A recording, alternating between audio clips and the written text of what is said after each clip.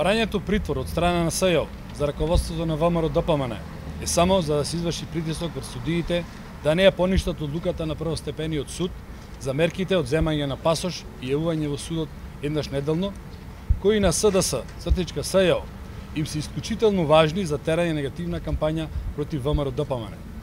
Имено, сакат да го донесат судот во ситуација да ако го прифати барањето на одбраната на раководството на ВМРО, а ги отфрлат небулозните жалби за неприфатената мерка притвор, да личи дека завзел страна.